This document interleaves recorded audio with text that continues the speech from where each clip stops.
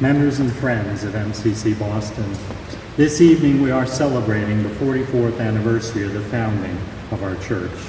As a part of our celebration, let us recount our historical work and the role we played in the wider MCC fellowship.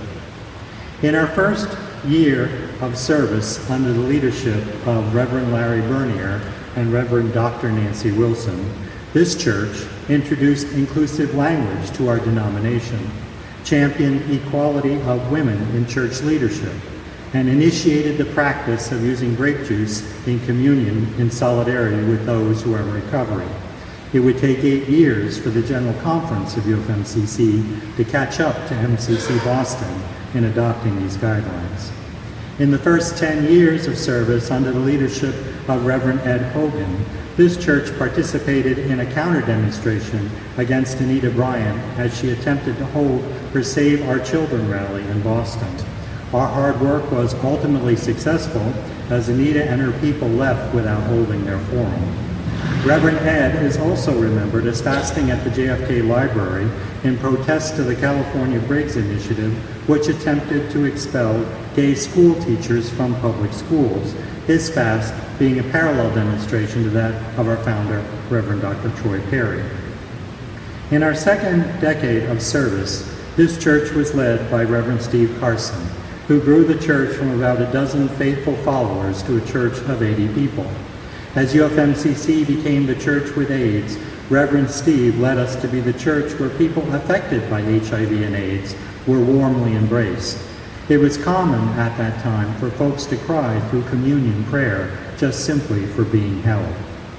During the first part of our third decade of service, this church was led by Reverend Tim Cook, who in response to the growing number of attacks toward LGBTQI people worked to make MCC Boston more visible within the city. While marching in the St. Patrick's Day Parade, we endured physical and verbal assaults and through media coverage became the face of the oppressed for our community. The wonderful painting icon through the ages that was donated in recognition of our witness that day hangs in the back of this sanctuary and is a testament to our struggle. In the last part of our third decade, this church was led by the Reverend Dr. Joan Sanya, who co-founded the Religious Coalition for Freedom to Marry, laying the foundation for marriage equality in Massachusetts. By 2004, when same-gender marriage became legal in this state, the coalition had swelled to more than 550 clergy, all but eliminating opposition to same-gender marriage from the pulpit. In our fourth decade of service, this church was led by the Reverend Michael Cooper, who championed the rights of the transgender community by frequently testifying at the State House on our behalf. His efforts contributed to the enactment of non-discrimination laws for gender identity in the areas of employment, housing, K-12 public education, and credit. Additionally, Massachusetts' hate crime laws were also updated to include gender identity. In between these visionary leaders, I am reminded of the many people who contributed greatly by adding their voices at the pulpit for MCC Boston. I think of Reverend Dr. Jeff Pulling, our second associated pastor, who was the first openly gay seminary student at Andover Newton and went on to assist in the establishment of a seminary for UFMCC at a time when most seminaries wouldn't accept openly gay and lesbian students. I think of Justin Tanis, who went on to write his groundbreaking book, Transgender Theology, Ministry, and Communities of Faith. I think of Reverend George McDermott, who for many years up until his death volunteered as our pastoral care minister, addressing the needs of our congregation. Today, as we begin the 45th year of service, this church is blessed to have Reverend Melissa Pache as our pastoral leader and our supported, dedicated team of lay leaders and clergy students supporting the ministry of MCC Boston. We are truly blessed. The ministry of MCC Boston has been a foundational presence in the state of Massachusetts and in our denomination for 44 years. The legacy of accomplishments is not easily surpassed even within our denomination. As we pass this milestone on our way to our 45th anniversary, be proud of your association with this church and its historical significance to our denomination. And then this week, think about what it means to be a steward of MCC Boston and in what ways you can further the ministry of this church. For now, as the basket is passed, please give as you are able, and may God continue to bless you and MCC Boston. Thank you. As mentioned earlier, we'll be taking a second offering to help our siblings at Metropolitan Community Church of Baton Rouge, whose members and friends were significantly impacted through the recent devastating flood in their area. While the church building itself sustained only minor damage, the home of their pastor and homes of many of their congregants were lost. The money collected this evening will help in supplying the materials necessary in the cleanup and help to replace critical items lost in the flood to people in need. Know also that the Board of Directors of MCC Boston has voted to match the offering collected this evening, so your donation will actually be doubled when sent to MCC Baton Rouge. While the recent flooding has certainly hit their church and community hard, MCC Baton Rouge reports that they have witnessed amazing things happen as people have come together to help one another on the road to recovery. And they invite all MCC churches to join them this week, focusing and holding on to what is good in our lives, for God's love for us and for the joy God has in store for us as we move forward. So this week, be thankful for the many blessings God has bestowed upon you, and continue to pray for our siblings at MCC Baton Rouge and for their ministry. For now, as we pass the basket for the second collection, please give as you are able, and may God continue to bless you and MCC Boston. Thank you.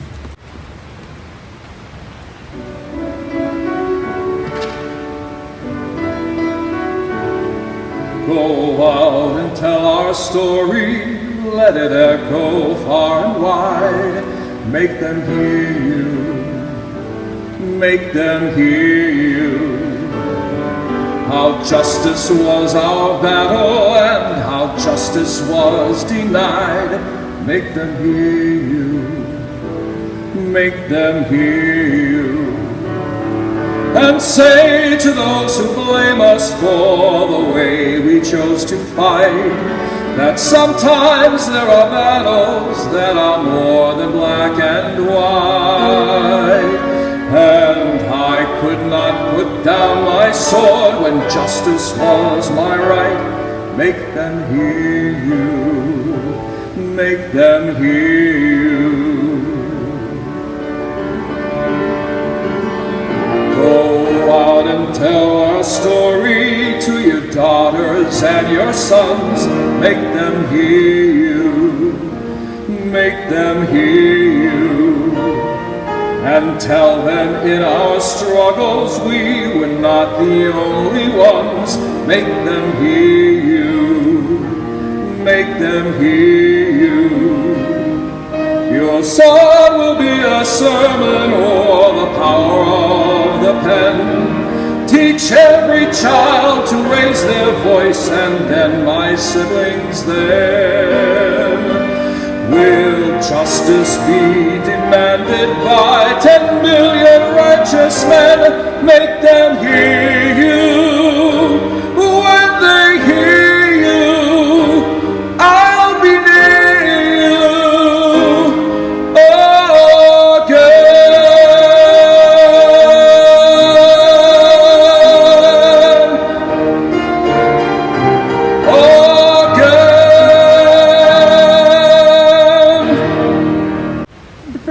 Is a quote by John Fry as printed in the Gay Christian MCC magazine in 1980.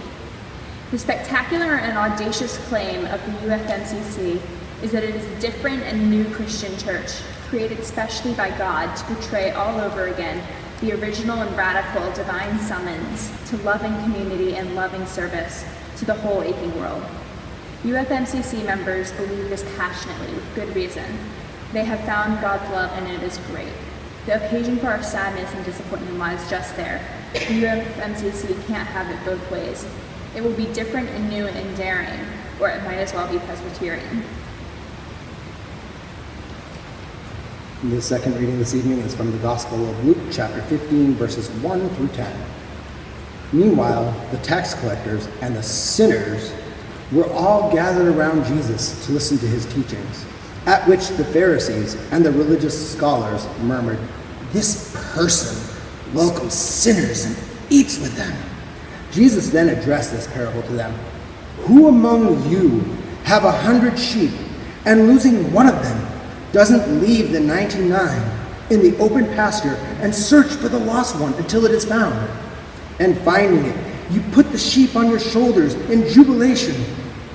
Once home, you invite friends and neighbors in, and you say to them, "Rejoice with me, I have found my lost sheep." I tell you, in the same way, there will be more joy in heaven over one repentant sinner than over 99 righteous people who have no need to repent. What housekeeper who has 10 silver pieces and loses one doesn't light a lamp and sweep the house in a diligent search until she has found that one that she has lost? And when it is found, the householder calls in her friends and neighbors and says, "Rejoice with me, I have found the silver piece I lost." I tell you, there will be the same kind of joy before the angels of God over one repentant sinner. And our song of dedication tonight is a very special song in the life of this church, as it was written by the aforementioned Reverend Larry Bernier. So this is a song that we take a lot of pride in. So please join us as you are able and stand with singing "Our God is Like an Eagle," Piece 67 in your MCC hymn.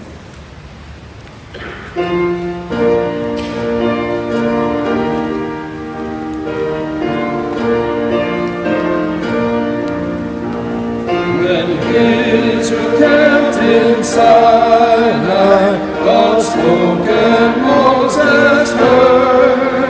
This message tell the people and give them this my word. From Egypt I was with you, I know you on my wing. The whole your great nation from slavery I did bring. Just as a mother eagle who helps her young to fly, I am a mother to you, your needs I will supply, and you are as my children, Lord, who hear my voice. I am a mother to you, the people of my choice. If God is like an eagle who helps her young to fly, and God is also Father, then what of you am I? We have no fear of labels, we have no fear of laws. God bends them and transcends them, we seek the same goal. Our God is not a woman, our God is not a man, our God is both and neither, our God is I who am. From all the rules that bind us, our God has set us free. Our freedom does God give us, the freedom just to be. So happy anniversary, happy 44th anniversary, MCC Boston. I'm so happy to be here with you for this occasion. I have myself a long history with you. I posted on Facebook this week, the source of all information, a picture of me preaching here 30-some years ago. You might not be able to tell it was me because I was slim and had a lot of hair, but that was me. There were many of us who have strong, deep affection for MCC Boston. And as I was hearing the history of MCC Boston and hearing the litany of names of who your pastors were, I know and knew all of them. I've heard from some of them this week. And I thought of other names too. Shelley Hamilton and Karen Ziegler, and I talked to Steve Carson. I had an email from him this afternoon, and he said, remind them that they were part of the most progressive church in MCC ever. MCC Boston was known for that. When I was part of the Northeast District years and years ago, in the late 70s and early 80s, we looked to MCC Boston as the standard setter for radicalism in MCC. It was the synonym for it. You could say MCC Boston and people would roll their eyes or they would clap appreciatively, depending upon where they were on the spectrum. But Billy, don't you agree that MCC Boston had a reputation? It really did. You know, in the 1970s, our movement, and I was part of it in the 1970s, for being, the LGBT movement was a movement for, first of all, for sexual freedom. Now that may surprise you, because we think today is our LGBT movement is one for marriage rights and for gays in the military and for integration and assimilation, and those things have been important, and I don't want to take away from those achievements. But first and foremost, our movement in the 1970s was about the freedom to be who you are, including sexual freedom. And really, honestly, if you had said in the 1970s that our movement would be about marriage rights, legalizing gay marriage, or the right to serve in the military, people would have laughed. Not because they thought that it was ridiculous, but they just thought it just wasn't part of our landscape. And our religious liberation movement was not about gaining acceptance in the mainline churches. Metropolitan Community Church existed to create a free place for our people to have a separate, self-determined sanctuary for the queer spirit. We weren't trying to be part of the mainline church. We were being apart from the mainline church to create our own space, to find out who we really were and to celebrate that. I know that may sound incredible to you, but that is really what we were fighting for and what we created. And MCC Boston was in the forefront of that. When I think of all those names that were mentioned and all the others, I had such a warm flood of memories and all the people that I thought of. You know, even this particular congregation, I'm not going to say this to be prurient, but MCC Boston was the church that stood for people who were fighting for the right to have complex marriage and open relationships. I mean, I'm not going to name names, but you know, that's really true. This is what you were known for, the church that wanted to have that conversation that other people didn't want to have. And I think that that was important. More power to the history of MCC Boston for being willing to talk about things that people didn't want to talk about at a time when that was critical to our liberation movement. You know, and that was true of Boston as a city, too, in our liberation movement. This was thought of as the kind of no-nonsense political liberation city. This was the city where 2, 4, 6, 8, gay is just as good as straight. 3, 5, 7, 9, lesbians are mighty fine. That's what you heard at the pride parades in Boston. This is not the city where you just heard disco, but I remember learning liberation chants when I came to pride parades in Boston. Building bridges between our divisions, I reach out to you as you reach out to me. All of our voices and all of our visions, sisters and brothers, we can make sweet harmony. This was what Boston was all about, and MCC Boston was emblematic of that. This church was full on Sunday nights. That Old West was radical. And I'm not saying that to make you long for the past, and this is not a sermon, a history lesson sermon about longing for another time, but I remind you that this is your roots, something to be proud of. This was the ACT UP church, and that's your DNA. And I don't think you're done yet either. I'm saying this to remind you that this is part of who you are, and you have always been and played an important role in the MCC church movement. I want to thank you for that. Maybe it hasn't been said enough. Part of your role in MCC has been to speak difficult truths to power in MCC and in the city too. I have a belief about MCC that is true that I think we need to be reminded of in general, that God gathered MCC at a critical time in history in order for there to be a safe place for queer people to fall in love with God, and for God to take care of us, and for us to remember who we are in a safe place. And this is what this place was, this Old West Church. It looks like a lighthouse, doesn't it? It was a beacon where we could discover, without interference, the complexity and the diversity and the beauty of gay, lesbian, bisexual, transgender, the spectrum of who we are. And it was true of MCC churches in other places too. Moving back here, I was here also in the 70s and 80s, and then I came back here in 1995 to go to Harvard as a Merrill Fellow, and I was going to church here then when I was a Merrill Fellow, and then I just moved back here now to be the interim pastor at this church in Needham. Well, let me just say the difference between 2016 and even 1995. First of all, an openly gay, HIV positive person like me could never be even a United Church of Christ pastor in Needham, even in 1995. This is how the world has changed.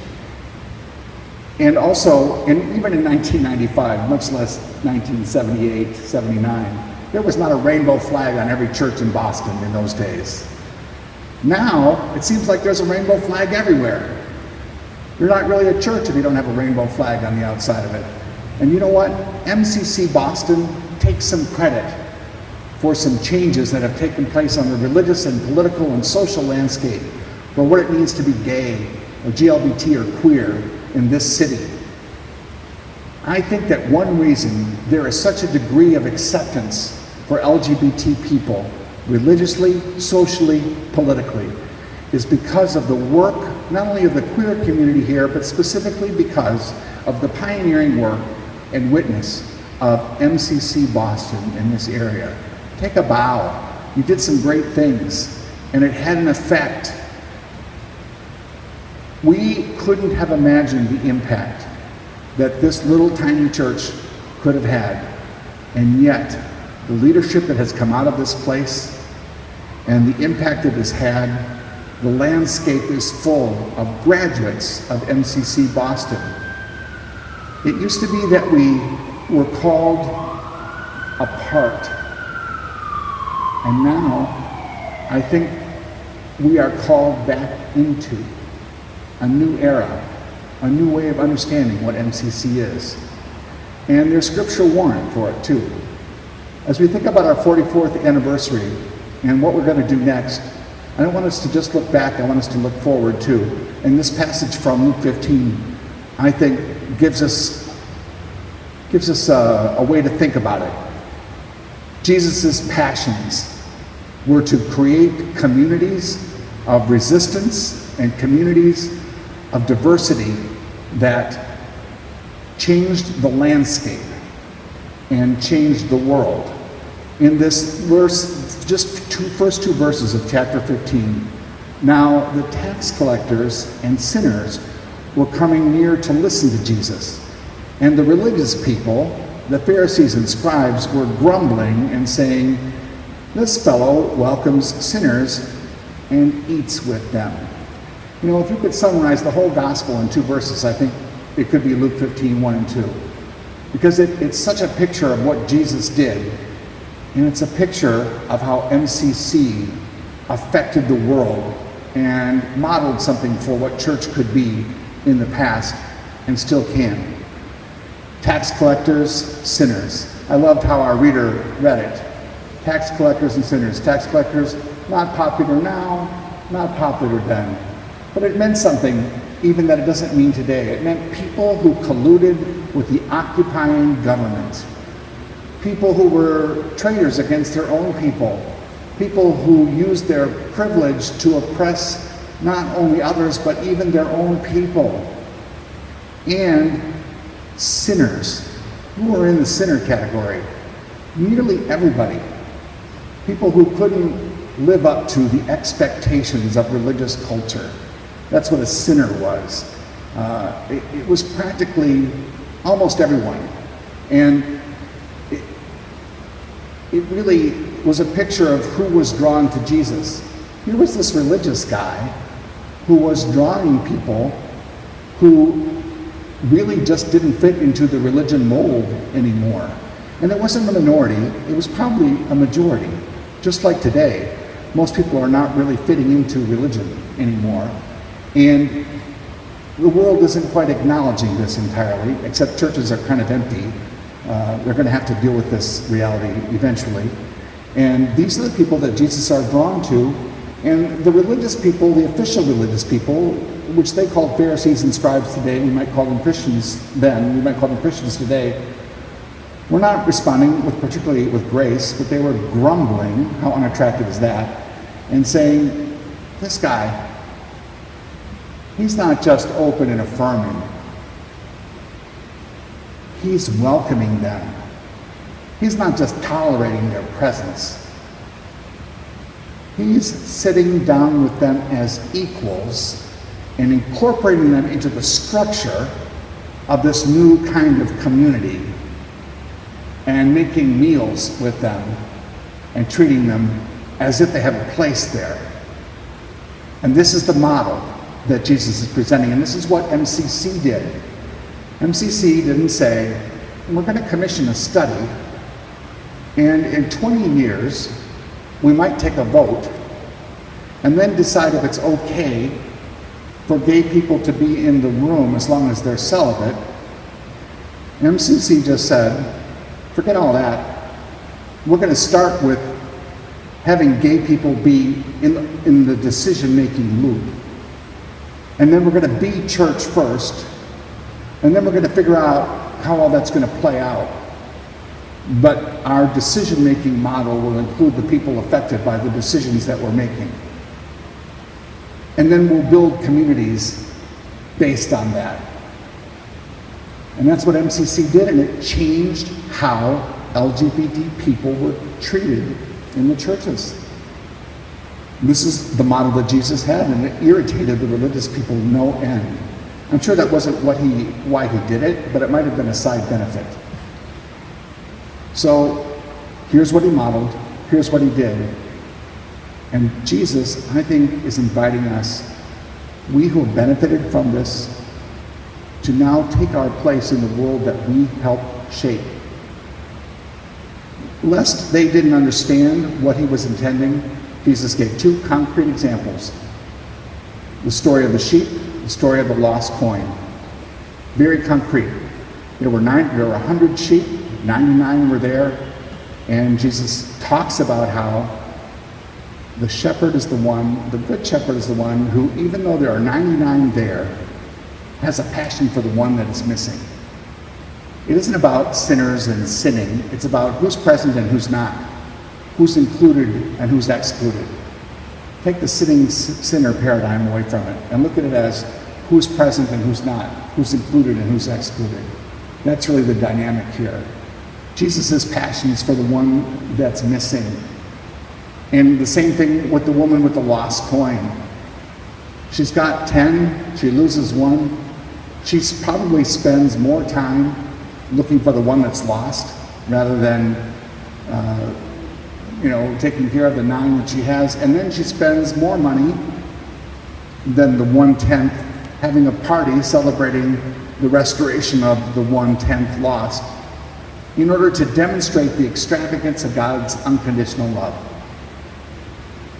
A passion for what's not there, not an anxiety about what is there. This is the bias that Jesus has for building community. Who's missing? Who's left out? This is what has been at the heart of MCC. It doesn't matter how large we are or how small we are. What matters is that we embody a passion for who is underrepresented, for who's not included. This is what MCC stands for. It doesn't matter what other people think. This is our passion. This is our calling. This is our distinctive. This is what makes us different from other people. It doesn't matter really how successful it looks in the eyes of others. This is what drives us. It's what drove Jesus. It's what still drives us. And whether we do that by building congregations or by integrating ourselves back into the society that we once found it necessary to leave, I still think this is the MCC vocation. This is how MCC Boston will continue to live. Sometimes it lives as a separate thing. Sometimes it lives inside us as a passion that we bring out into the world. I am being MCC by working in Needham. It's not how I envisioned it 35 years ago when I became an MCC minister.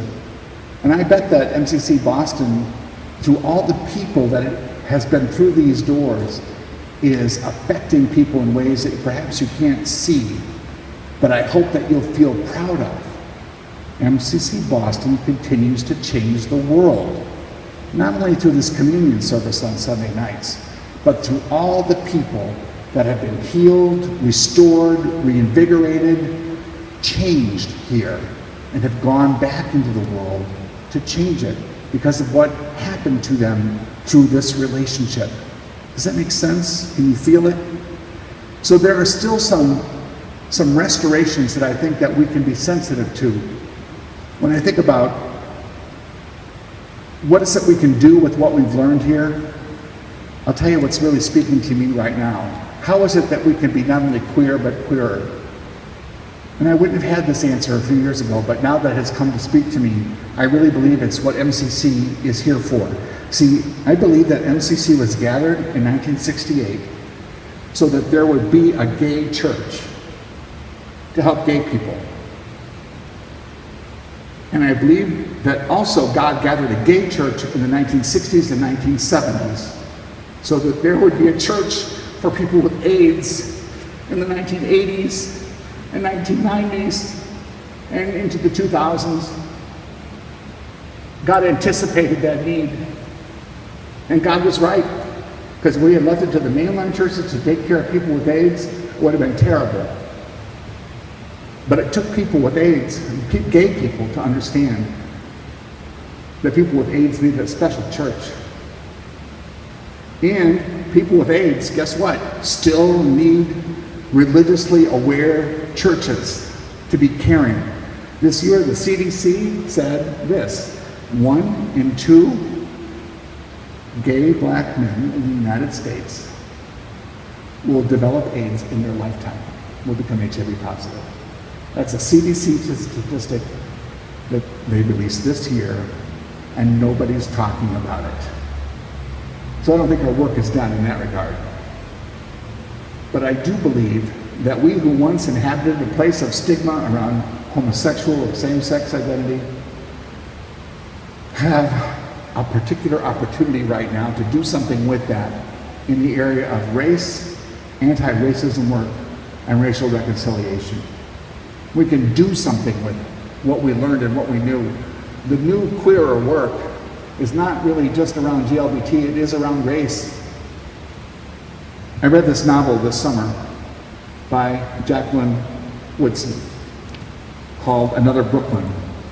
And I got to meet her. She did a book reading in Cambridge. And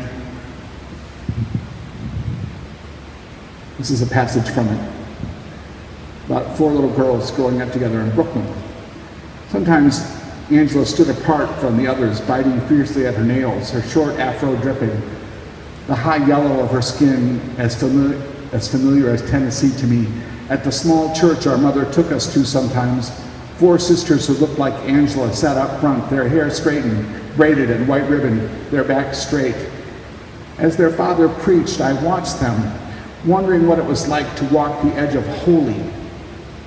For God so loved the world, their father would say, he gave his only begotten Son. But what about his daughters, I wondered? What did God do with his daughters? This week is the anniversary, on Thursday, of the death of 4 young girls who in 1963 lost their lives at the 16th Street Baptist Church. Addie Mae Collins, Carol Denise McNair, Carol Robinson, Cynthia Wesley. Those 4 young girls lost their lives at the 16th Street Baptist Church because of racism. And we have to care what happened in 1963, and we have to care about what's happening about racism today. God cared enough about GLBT people to raise up metropolitan community churches for a reason. And God cared about GLBT people in Boston enough 44 years ago to raise up MCC Boston. Tomorrow morning at 10:30, several hundred, I hope, clergy are going to be converging on the state capitol building to make a witness for racial justice. You'll probably hear about it. I hope you'll hear about it. It's just one tiny witness on a Monday. But more importantly, I hope we'll all be committed to this work of anti-racism work, and that we in particular at MCC Boston, I include myself in this, will be committed to the work of racial justice and racial reconciliation as part of our thanksgiving to God for delivering us from homophobia. MCC Boston, you know how we will rejuvenate this church, and I'm committed, as long as I live here, I'm committed to MCC Boston, but I'm working in another church. I'm still committed to MCC because I believe in it. I hope you do too. Our resurrection, our renaissance, our future is connected to this, the work of racial reconciliation and racial justice. This is as it once was to LGBT justice and LGBT reconciliation. It's not either or. I'm appealing to you on this anniversary Sunday. Let's believe that we have a future in coalition and collaboration. Amen.